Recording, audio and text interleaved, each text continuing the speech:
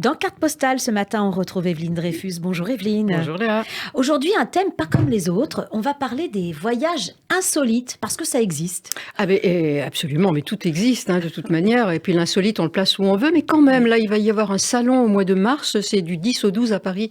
Et c'est dans un lieu insolite aussi qui sera le Cirque d'hiver, parce que Daniel Benchimol, qui est très connu dans le milieu du tourisme et qui a créé ce salon pour la première fois, il voulait aussi un lieu, peut-être que des gens ne connaissent pas, qui est quand même un monument historique. Bien sûr. Et donc où les gens vont pouvoir en même temps découvrir un monument et puis découvrir les gens qui proposent des voyages insolites. Alors, s'il y a un salon, c'est que ça plaît. On espère, oui, c'est le premier. C'est quoi un voyage insolite? Alors, ça peut être différentes choses. Comme on a vu il y a quelque temps, il y a le dark tourisme, c'est insolite. Oui. Les gens qui vont sur les sites des catastrophes, ça c'est une chose. Mais c'est pas de ceux-là que je vais vous parler. C'est des plus gais, des plus joyeux que je vais vous parler. Et je pense que ce sera plutôt dans cette ambiance-là, le salon, bien qu'il n'ait pas encore eu lieu. Ouais. Un voyage insolite, ça peut être, par exemple, il y aura, je crois, comme exposant l'île de Sainte-Hélène, où est mort Napoléon, où il a été emprisonné, où il est mort. Donc c'est une île au milieu de nulle part, dans l'océan Atlantique, au large de la Namibie. Et apparemment, ça attire quand même beaucoup de gens qui viennent visiter la maison de Lockwood. Parce que là, il y a un intérêt historique. Donc, Absolument. on va pouvoir intégrer dans on n'y va voyage. pas facilement. Voilà, il faut vraiment déjà avoir... vous n'allez pas avoir de surtourisme, je pense, sur l'île de Sainte-Hélène. Il faut déjà y arriver, en fait. Voilà. C'est ça. Donc c'est déjà insolite par le voyage, par le transport. Et puis ensuite, il y a quand même l'intérêt historique. Absolument. C'est quand même à pratiquement 2000 mètres, si on compte en mètres, des côtes namibiennes. Donc oui, il faut vraiment avoir envie d'y aller. Bon, ok, ça c'est une chose. Mais moi, je vais vous parler de voyages insolites plus gais que ça. Quoique, on y met la gaieté qu'on veut. Par exemple, il y aura un exposant, je trouvais ça formidable, qui organise tous les 2 ans. Alors, il y a une petite ville qui s'appelle La Palisse, qui est au centre de la France. C'est un petit peu la Sologne bourbonnaise, le centre, on va dire.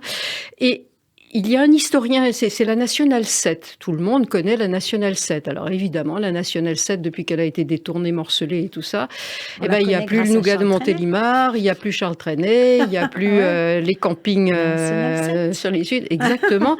Mais en fait, du coup, on ne se rend pas compte, mais ces villages qui étaient sur le parcours de la Nationale 7 ont subi un revers économique magistral, parce que automatiquement, avec les voitures en plus qu'on avait à l'époque, la de Deutsch, la Dauphine et le reste. La 204. On s'arrêtait quand même et on mangeait. Et donc, il y avait toute une économie autour de ça. Et puis, brusquement, ça s'est arrêté. Et là, cet historien de la Nationale 7, qui est parisien d'ailleurs, a eu une idée que le maire de l'époque a suivi tout de suite.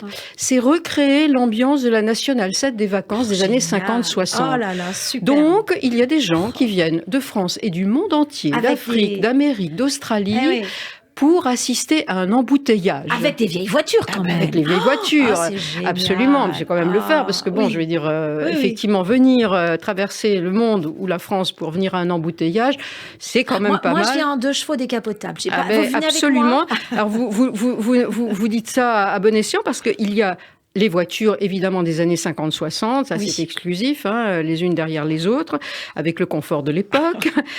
Et les gens viennent en tenue, avec les accessoires, avec les bagages de l'époque, sur la galerie. Tout ça, moi, j'ai pas de vêtements des années 60 à la maison. Mais j'en suis persuadée. Vous aurez des gendarmes habillés en costume d'époque, des gendarmes pompiers. de Saint-Tropez, mais sur le mode en costume d'époque, des filles habillées et coiffées en pin-up de la grande époque. Avec des chouchous, là, des chignons. Avec tout ce que vous voulez, vous pouvez venir avec votre hula-hop si vous voulez, si ça parle encore à quelques-uns. Il y a des vélos Solex, évidemment les scooters de l'époque. On monte des campings d'époque avec les tentes de l'époque. Ah oui, mais moi ça me plaît beaucoup aussi. C'est de la fantaisie. Absolument. Alors, mais tout à fait. Et il y a des milliers. En fait, ce village passe de 3300 habitants à 30 000 tous les 2 ans.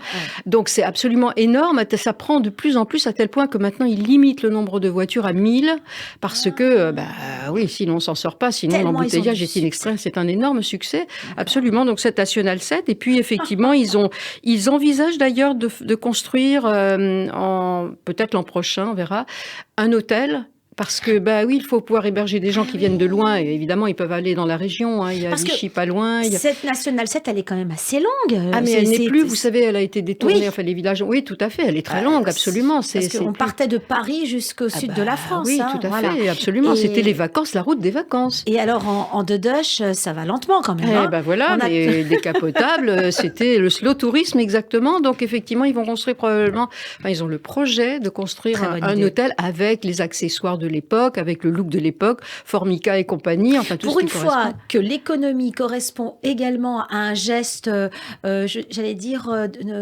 mélancolique ou... c'est mémorial un petit peu, enfin oui. c'est pas mémorial. Et c'est même artistique parce qu'on on retrouve la beauté des années 60. Mais il y a des gens, d'ailleurs l'organisatrice et son mari, qui Magali Carton, ils ont racheté une vieille voiture cette année pour justement participer. C'est un engrenage, je veux dire, ça devient quelque chose de vraiment massif et instauré. Et en plus, mais oui, mais en plus, ça a redonné une vie économique à c'est ça l'intérêt. Ça, c'est quand même formidable. C'est superbe. Donc ça on passe le temps qu'on veut sur cette Nationale 7. Alors ça se passe pendant un week-end. Hein, oui, absolument. C'est tous les 2 ans, en week-end d'octobre. En octobre. Ah, c'est en octobre, il fait froid quand même. Alors, sans chauffage dans la voiture. Je vous signale que vous avez pique-niqué cette année dehors. Je ne sais pas quand le chauffage est apparu dans les voitures, mais il n'y a pas si longtemps. Hein, donc, la décapotable, en octobre dans le sud, ou en tout cas dans le centre, je ne pense pas que ce soit. Bon, je vais fermer la capote. Mais bon, vous verrez, vous irez, comme ça, vous aurez des autostoppeurs. Il y en a qui font les autostoppeurs, il y a tout là. Oui, vraiment, c'est vraiment complet. Donc, je trouve ça très chouette. Super. Ça, c'est insolite. Et puis, ou alors, vous avez la possibilité, un autre qui expose. Alors, ça, c'est aussi quelque chose, ça date de 2000, je crois. C'est un couple aussi qui a loué un manoir du 19e. Et ça, c'est effectivement c'est entre Paris et Lyon, Côte d'Or, en fait. Hein. Et ça, c'est un hôtel, un game hotel. C'est-à-dire qu'on connaît tous maintenant, ou plus ou moins, les escape games.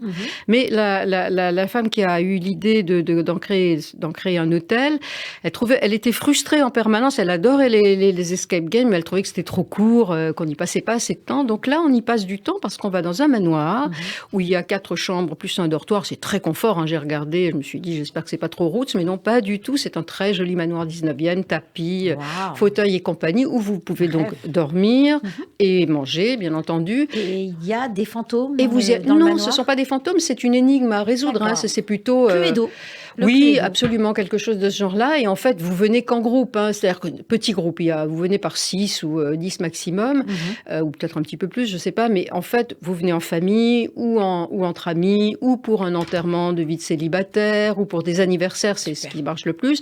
Donc, on va dans cet endroit, on arrive à 18h, et il y a des acteurs sur place. Hein, il y a 1 ou 2 acteurs. Donc, c'est du théâtre immersif en même temps. Quelque part, parce que quand même, il faut que vous résolviez une énigme, que vous passiez du sol au plafond. Enfin, et on peut interroger, comme Hercule Poirot ou absolument, Mrs. Marple. C'est-à-dire que vous avez des indices, il faut que vous trouviez l'énigme, il faut que vous trouviez ce qui s'est passé. Ça commence à 18h, ça s'arrête. En moyenne, m'a-t-on dit vers minuit, mais ça peut durer jusqu'à 2-3 heures du matin sans problème. Après, vous avez le droit quand même de vous coucher. Et là, ce qu'il y a de bien, c'est que ça plaît aussi aux enfants. Alors que dans l'autre, la Nationale 7, ça va plaire à des gens de ma génération, hein, à mon avis, et plus. Je ne sais pas, parce que je pense qu'il y a une ambiance certainement extrêmement festive. Et je pense que ça permet aussi aux parents de dire, regarde, ou alors, parce que je dirais à leurs petits-enfants, de dire, oui, il faut quand même être réaliste. Ouais. Je crois qu'effectivement, c'est une façon aussi de pouvoir leur dire, regarde, c'était comme ça, on avait ces voitures-là, on roulait pas comme ça, on dormait pas comme ça, le camping c'était pas... Ça peut être pédagogique aussi, et absolument, ludique, pourquoi tout pas, à fait. C'est vrai. Et je trouve donc que ce salon, on va voir ce qu'il va donner, je trouve que c'est une très bonne idée, parce que c'est vrai que l'insolite jusqu'à présent, qu'on parlait de logis insolites, les cabanes dans les arbres, maintenant c'est couru, etc., ou les yourtes, etc., ou dormir dans une roulotte, ok, c'est connu, c'est tout à fait séduisant, il vaut mieux quand même faire ce genre de truc en général quand il fait beau, parce que si vous êtes perché dans un arbre, même si c'est très confortable, ça peut être un petit peu quand il y a du vent, moins drôle, quoi, voilà.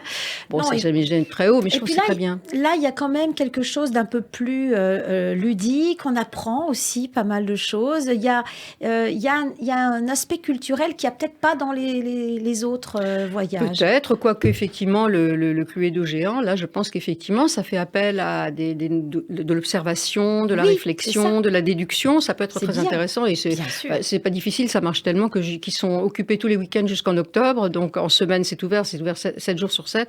Mais disons jusqu'à octobre, tout est déjà plein côté week-end. Donc voilà. Moi, je suis séduite par les Ouais, deux. j'ai l'impression. Par les deux. Et il y en aura beaucoup d'autres sûrement à ce salon. On peut y donc, aller en dodoche. On peut aller en dodoche au manoir. Même à cheval ou en vélo Solex, si vous voulez. Personne, je cafeterai pas. Et là, ce sera insolite pour le coup du début jusqu'à la fin. Absolument. Mais je pense que on aura sûrement d'autres surprises. Moi, je me réjouis d'aller à ce salon. Je veux dire, c'est au mois de mars, du 8 au 10 mars, au circuit d'hiver. Et je pense qu'on aura d'autres surprises. Rapportez-nous des idées. Ah oui, vous y allez, absolument. Je vous encourage à y aller. Merci Evelyne pour ces voyages insolites dans Carte Postale. On se retrouve la semaine prochaine. Avec plaisir.